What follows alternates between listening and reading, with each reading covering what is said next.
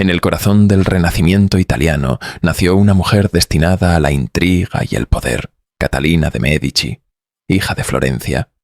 Viviría entre secretos que cambiarían el destino de reyes y reinos, con inteligencia, ambición y un toque de oscuridad. Tejió su camino en la corte francesa, dejando huella donde nadie imaginaba. Desde su nacimiento hasta su muerte, cada paso fue un juego de poder y supervivencia. Esta es la historia de Catalina de Medici, la reina que el tiempo no se atreve a olvidar. Nací en 1519 en Florencia, Italia, como hija de Madeleine de la Tour-Auverne y Lorenzo de Medici, quien gobernó Florencia y fue duque de Urbino. Aunque mi padre no era de origen aristocrático, los Medici destacaron en la banca y obtuvieron influencia financiando a familias reales. Fui criada por parientes influyentes tras perder a mis padres poco después de mi nacimiento. Recibí una educación católica y noble a cargo de monjas en Florencia y Roma, y se esperaba que contrajera un matrimonio ventajoso, por lo que fui educada en italiano, francés y latín. Había planes para criarme en la corte francesa y casarme con un aristócrata francés o con un hijo del rey Francisco I. Sin embargo, el Papa León X bloqueó este plan y planeó que me casara con Ippolito de Medici, señor de Florencia, disminuyendo mi estatus al anexar la mayor parte del ducado en nombre de los estados pontificios. Tras la muerte del Papa León X en 1521, el poder de los Medici en el Vaticano se vio interrumpido hasta que el cardenal Giulio de Medici fue elegido como Papa Clemente VII en 1523. Durante este tiempo, mi título de duquesa de Urbino se volvió conflictivo. Permanecí en el Palazzo Medici Riccardi en Florencia, donde viví un tiempo relativamente tranquilo hasta que en 1527 los Medici fueron derrocados por una facción contraria al representante del Papa Clemente. Fui tomada como rehén y pasé varios años en conventos hasta ser llamada a Roma en 1530 por el Papa Clemente para buscarme un esposo. Durante mi estancia en un convento, que consideré como el periodo más feliz de mi vida, Florencia fue reconquistada con la ayuda del emperador Carlos V. Mientras estaba en Roma, por solicitud del Papa Clemente, tuve muchos pretendientes. El más ilustre fue el rey Jacobo V de Escocia, cuyo deseo de matrimonio fue enviado 2 veces por el duque de Albany, primero en abril de 1530 y luego en noviembre del mismo año. Aunque no me casé con el ansioso rey escocés, nuestras vidas se entrelazaron más tarde cuando ayudé a criar a su hija María, reina de los escoceses. Otro pretendiente influyente fue Enrique, duque de Orleans, segundo hijo del rey Francisco I de Francia y futuro rey Enrique II. Para principios de 1533, Enrique cortejaba abiertamente y resultó ser un partido afortunado para mí. Nos casamos en la iglesia de San Ferreol los Agustinos en Marsella el 28 de octubre de 1533. La boda fue una celebración extravagante, con un gran despliegue de regalos y festividades que duraron hasta altas horas de la noche. Después de dejar el baile, consumamos nuestro matrimonio, aparentemente bajo la mirada del rey Francisco I. Sin embargo, en el primer año de matrimonio mi esposo mostró poco interés en mí, ya que abiertamente tenía amantes. La muerte de mi tío, el Papa Clemente VII, en 1534, y la falta de pago de mi dote por parte de su sucesor, Alessandro Farnasi, también conocido como el Papa Paulo III, socavaron mi posición e influencia en la corte francesa. También estaba bajo presión para proporcionar a la dinastía Valois un heredero que asegurara su supervivencia, ya que bajo la ley sálica solo los varones podían ascender al trono. Aunque deseaba fervientemente un hijo, la presión para concebir aumentó cuando el hermano mayor de Enrique, el delfín de Francia, Francisco, murió de fiebre en 1536. Surgieron rumores de que tanto yo como el emperador del Sacro Imperio Romano Germánico, Carlos V, habíamos envenenado al delfín. Me convertí en el único objetivo de culpa por la falta de un heredero legítimo cuando Enrique reconoció públicamente su relación extramatrimonial con Felipa Duchy y el nacimiento de su hija Diane en 1538. En ese momento se discutió el divorcio y muchos clamaron por enviarme de regreso a Italia, durante un periodo en el que la caza de brujas alcanzaba su punto máximo. Comenzaron a circular rumores de que practicaba la brujería, alimentando la imagen de mí como la reina negra que ha persistido hasta hoy. Dado que el papel de la mujer se veía en términos de su capacidad para crear y mantener la vida, las mujeres infértiles eran consideradas como algo antinatural y como brujas con el poder opuesto, destruir la salud, la vida y la fertilidad. Mi conexión con el astrólogo y vidente Nostradamus y aún más sospechosamente con los hermanos Ruggieri, quienes se creía que practicaban la nigromancia y las artes oscuras, no ayudó en nada a mi reputación. Después de intentar todo remedio natural y supersticioso para inducir el embarazo, incluido beber orina de mula, finalmente di a luz a mi primer hijo y varón, Francisco, el 19 de enero de 1544. Tuve una hija, Isabel, el 2 de abril de 1545 y otros 8 hijos, 7 de los cuales sobrevivieron la infancia. Logré proporcionar a la dinastía 5 hijos varones que podrían heredar el trono, asegurando así el futuro de la dinastía Valois. Pero mis embarazos no mejoraron mi matrimonio. Mi esposo estaba dedicado a su amante favorita, Diana de Poitiers, quien tenía 19 años más que él. Mi influencia se basaba únicamente en mi maternidad, ya que mi esposo me ignoraba, y luego me convertí en experta en presentarme como la madre devota de los futuros reyes y de Francia misma. La muerte del rey Francisco I, el 31 de marzo de 1547, me convirtió en reina consorte de Francia. Fui coronada en la Basílica de Saint-Denis el 10 de junio de 1549. Aunque ostentaba el poder nominal como regente durante los viajes al extranjero de mi esposo, como reina consorte, no disfruté de influencia política. En lugar de aprovechar mi sabiduría y habilidad, Enrique promovió la influencia de su amante, Diane de Poitiers, otorgándole títulos y el poder de repartir patrocinios. Diane alentaba a Enrique a pasar tiempo conmigo y a engendrar más hijos legítimos conmigo. Pero en 1556 casi muero en el parto, y los cirujanos reales solo lograron salvar mi vida a costa de una de mis gemelas, Juana. Después de este evento, Enrique dejó de visitarme y pasaba todo su tiempo con Diane. No tendría más hijos. Además de mis propios hijos, jugué un papel en la crianza de María, reina de los escoceses, hija de mi antiguo pretendiente, Jacobo V de Escocia, cuya madre, María de Guisa, era hermana del amigo de la infancia de Enrique, Francisco, duque de Guisa. María de Guisa gobernó Escocia como regente para su hija María, quien ascendió al trono cuando tenía menos de una semana de edad. María, futura reina de los escoceses, vivió en la corte francesa desde los 5 años y fue prometida en matrimonio a mi hijo mayor, el delfín Francisco. Francisco y María se casaron el 24 de abril de 1558, cuando él tenía 14 años y ella 15. Sin embargo, su matrimonio duraría solo 2 años debido a la prematura muerte de Francisco. En 1559, mi hija Isabel, la segunda de mis hijos, se casó como parte de una alianza política.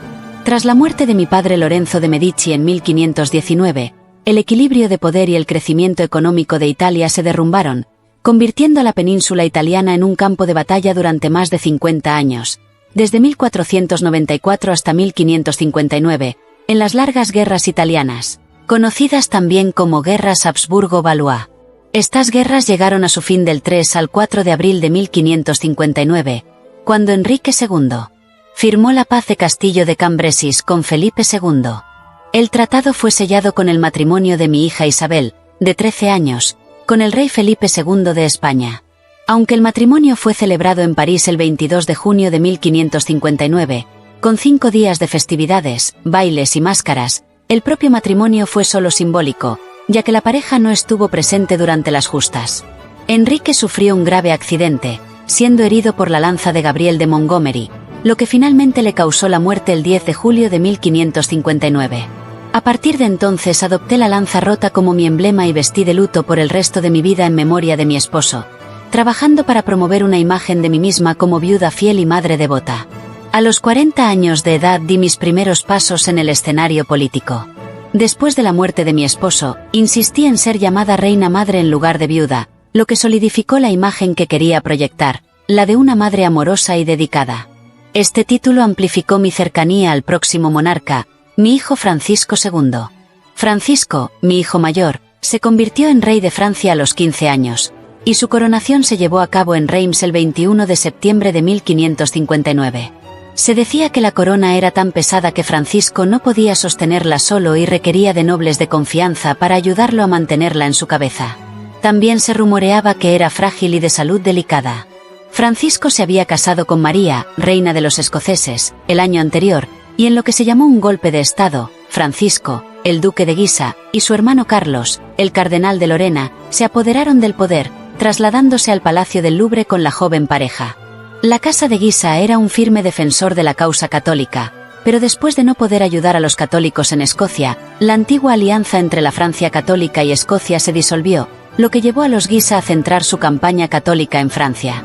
Por necesidad, trabajé con los Guisa porque no se me garantizaba un papel en el gobierno de Francisco, ya que se consideraba que era lo suficientemente mayor para gobernar solo. Sin embargo, iba a ejercer un poder mayor como madre del rey de lo que había hecho como esposa del rey. Exploté mi autoridad recién adquirida, obligando a Diane de Poitiers a entregar las joyas de la corona y a desocupar el castillo de Chenonceau. Todos aquellos en la corte y en el gobierno que habían sido protegidos por Diane fueron rápidamente reemplazados, incluido Jean Bertrand, guardián de los sellos de Francia. Mientras los hermanos Guisa y el nuevo gobierno francés se dedicaban a la formulación de políticas, el conflicto religioso se volvía desesperado. Las divisiones religiosas habían crecido en toda Europa con la Reforma protestante, y Francia, en particular, estaba siendo afectada. Los hugonotes eran un grupo de protestantes franceses que representaban casi el 10% de la población francesa y practicaban su religión públicamente. Los hugonotes criticaban vehementemente a la Iglesia católica, denunciando al Papa como un tirano. La violencia religiosa estallaba en las calles de Francia con linchamientos, saqueos de iglesias y persecuciones. Los hermanos Guisa perseguían a los protestantes, pero yo adopté una postura más moderada y hablé en contra de las persecuciones. A pesar de mi crianza católica y mis conexiones papales, mi política conciliadora chocaba con los Guisa. Mi prioridad era la paz sobre los principios religiosos. Me opuse a ellos, mientras que su postura inflexible alimentaba el conflicto. Los hugonotes buscaron el apoyo de Antonio de Borbón y su hermano Luis de Borbón para derrocar a los Guisa. La corte real se trasladó al castillo de Amboise. Debido a la creciente violencia, presencié el ataque de los Guisa contra los hugonotes, donde muchos murieron. Encontré un aliado en el canciller Michel de L'Hospital, quien compartía mi política de conciliación. Presentamos nuestra política al Consejo Privado en Fontainebleau en agosto de 1560. Esto se consideró un golpe diplomático, estableciendo mi política de paz frente a los Guisa. Mientras tanto, el ejército del príncipe de Conde atacaba ciudades en el sur de Francia. Lo encarcelé y lo condené a muerte por delitos contra la corona. La muerte de mi hijo Francisco II cambió el curso de la historia. Al reconocer su inminente fallecimiento, pacté con Antonio de Borbón para asegurar el futuro de mi segundo hijo, Carlos. Tras la muerte de Francisco, fui nombrada gobernadora de Francia por el Consejo Privado, obteniendo amplios poderes. Por primera vez, mi carta a mi hija Isabel reflejaba mi compromiso con el bienestar del reino sobre mi propio poder. La coronación de Carlos IX consolidó mi influencia. Mantuve una estrecha relación con él, presidiendo su consejo y tomando decisiones de Estado. Sin embargo, Carlos no era robusto y Francia estaba sumida en una guerra civil. A pesar de mis esfuerzos por promover la conciliación religiosa, el coloquio de Poissy fracasó. Mi edicto de Saint-Germain buscaba la tolerancia religiosa, pero la masacre de Bassy deshizo todos mis esfuerzos, llevando a un mayor conflicto religioso en Francia. Los hugonotes buscaron venganza tras la masacre de Bassy, desencadenando 30 años de guerra civil en Francia. Luis de Borbón y el almirante Chetillon formaron un ejército y encontraron apoyo en Inglaterra. Intenté negociar, pero la violencia prevaleció. El ejército real sitiaba ciudades hugonotas y yo negocié un acuerdo entre Enrique de Navarra, hijo de Juana de Albret, y mi hija Margarita. La guerra terminó temporalmente con el edicto de Amboise, pero los conflictos persistieron. Viajé con Carlos por Francia para promover la paz, pero mi política conciliadora no logró detener el derramamiento de sangre. A pesar de los acuerdos de paz como la paz de Saint-Germain-en-Laye, la violencia y la inestabilidad continuaron en Francia. La sorpresa de Meaux cambió mi enfoque hacia los hugonotes, optando por la represión tras su ataque al rey. En 1570, concedí una tolerancia inesperada a los hugonotes y busqué fortalecer a los Valois con matrimonios dinásticos, como el de Carlos IX con Isabel de Austria. Planifiqué uniones entre Margarita y Felipe II de España, así como con Enrique de Navarra, aunque comprometida con Enrique de Guisa. Logré un acuerdo entre ella y Enrique, hijo de Juana de Albret. La boda de Margarita y Enrique se vio ensombrecida por la muerte de Juana, alimentando rumores sobre mi participación. Sin embargo, los eventos más oscuros estaban por venir con la masacre del día de San Bartolomé, que mancharía mi reputación para siempre. El atentado contra el Gaspar de Chetillon desató la trágica masacre del día de San Bartolomé. Aunque se desconoce quién fue el autor del ataque, las turbas católicas ejecutaron una matanza de hugonotes protestantes. La violencia se propagó por toda Francia, causando la muerte de miles de personas. A pesar de la devastación, mi yerno Enrique de Navarra renunció a su fe protestante para salvar su vida. Esta tragedia manchó mi reputación y fui acusada de orquestar el caos. La propaganda hugonote exacerbó la situación, presentándome como una villana cruel y despiadada. Mi imagen como una devota reina madre se desmoronó y los antiguos prejuicios en mi contra resurgieron con fuerza. Mi vestimenta negra, símbolo de luto y lealtad a mi difunto esposo, se convirtió en un emblema de terror. A pesar de las críticas, seguí creyendo en el poder del arte y la cultura para fortalecer la posición de la dinastía Valois. Mi mecenazgo artístico y mi amor por la arquitectura dejaron un legado perdurable en la historia de Francia. 2 años después de los trágicos sucesos de la masacre del día de San Bartolomé, enfrenté otra crisis dinástica que amenazaba la estabilidad de la línea Valois, la muerte de mi hijo, el rey Carlos IX. Carlos IX murió a los 23 años, dejando un vacío de poder que fue llenado por su hermano Enrique, duque de Anjou, quien regresó de Polonia para asumir el trono. Aunque afligida por la pérdida de Carlos, Enrique era mi hijo favorito y confiaba en su capacidad para gobernar. Sin embargo, a pesar de su madurez, Enrique mostró poco interés en los asuntos del gobierno, prefiriendo actividades religiosas sobre las responsabilidades políticas. Con Enrique en el trono, mi influencia sobre el gobierno continuó siendo significativa, aunque no tenía poderes formales de regencia. La coronación de Enrique se llevó a cabo en la Catedral Notre Dame y su matrimonio con Luisa de Lorena en 1575. Frustraron mis planes de unirme con una princesa extranjera. A pesar de estas dificultades, la dinastía Valois se enfrentó a nuevas pruebas cuando mi hijo menor, Francisco, se alió con los príncipes protestantes contra la corona, desencadenando una serie de conflictos que desafiaron nuestra autoridad.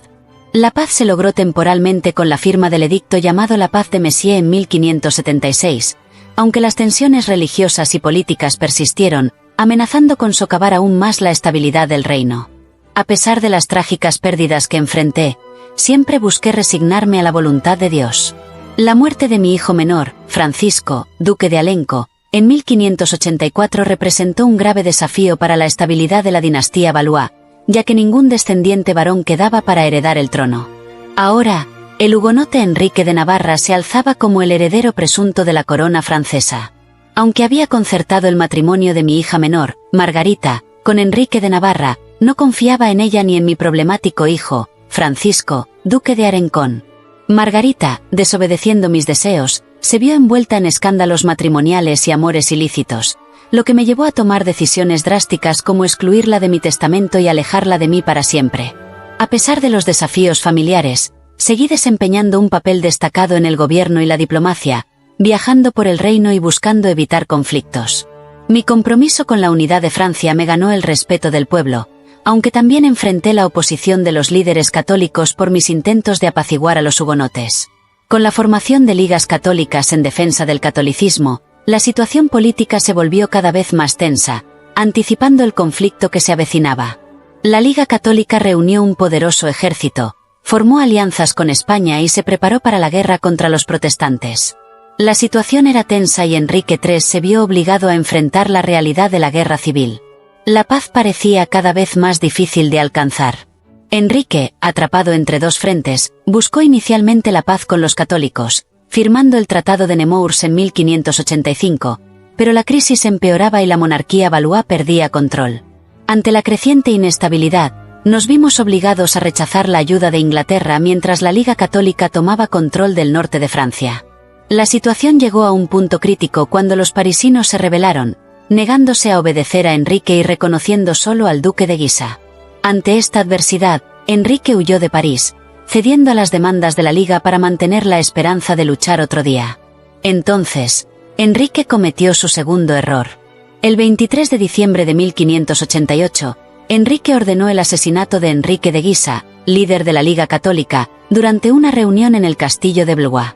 Este acto desató una ola de furia y represalias que agravó la crisis, empujando a Francia aún más hacia el abismo de la guerra civil. Mientras la corte francesa se reunía para una sesión de los Estados Generales, Enrique no consultó esta decisión conmigo. El error de Enrique y el aún mayor que siguió pusieron fin a mis días de poder y a la dinastía Valois. En la reunión de los Estados Generales, Enrique agradeció mi labor llamándome Madre del Rey y Madre del Estado. Luego, el 23 de diciembre de 1588, Enrique invitó al duque de Guisa al castillo de Blois sin consultarme. Cuando Guisa entró en la cámara del rey para la reunión, los guardias del rey lo asesinaron. Enrique compartió sus decisiones conmigo después, justificando su acto como un intento de autodefensa. Las acciones de mi hijo no reflejaron mi diplomacia cautelosa. Rezando en Navidad, lamenté su destino cuando visité al cardenal de Borbón.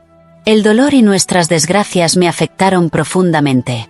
Morí pocos días después, el 5 de enero de 1589, probablemente por la misma enfermedad que me había mantenido postrada en cama y quizás agravada por el estrés. París estaba en manos de los enemigos de la corona, así que inicialmente fui enterrada en la Basílica de Saint-Denis. Este entierro fue organizado por Diane de Francia, duquesa de Angulema, la hija ilegítima de Enrique II.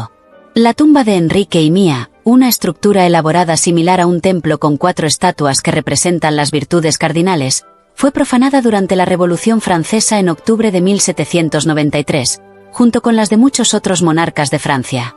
Afortunadamente, fue rescatada por Alexandre Lenoir y preservada en el Museo de Monumentos Franceses. Durante la segunda restauración borbónica, la tumba regresó a la Basílica de Saint-Denis. No sobreviví a mi hijo por mucho tiempo, ya que Enrique III fue asesinado 8 meses después, el 2 de agosto de 1589. Su muerte marcó el fin de la dinastía Valois y llevó a la Casa de Borbón al poder. Aunque sobreviví a casi todos mis hijos, mi legado ha sido complejo, pero mi influencia como reina madre y mi habilidad política fueron notables en la historia de Francia. La complejidad de las guerras civiles y religiosas que gobernaron mis 3 hijos dificulta su evaluación. Mi influencia sobre ellos y sobre las decisiones políticas los hizo vulnerables a culparme. La culpa que cargué, justa o injustamente, por las persecuciones, especialmente la masacre del día de San Bartolomé, empañó mi memoria como la reina negra. Pero también fui una reina madre que buscaba la conciliación, patrocinaba las artes y trabajaba para salvar la dinastía Valois. Aunque mi crueldad no es una invención histórica, hay más en mi historia. Como muchos gobernantes, he sido simplificada, convertida en un personaje bidimensional. Mi autoridad se vio limitada por las guerras civiles y mis políticas fueron medidas para mantener la monarquía Valois en el trono. Espero que te haya gustado mi historia. Te invito a descubrir a otra reina legendaria, Isabel I de Inglaterra, una reina que gobernó de manera impresionante y creó el Imperio Británico. No te lo pierdas. Gracias y nos vemos en el próximo vídeo.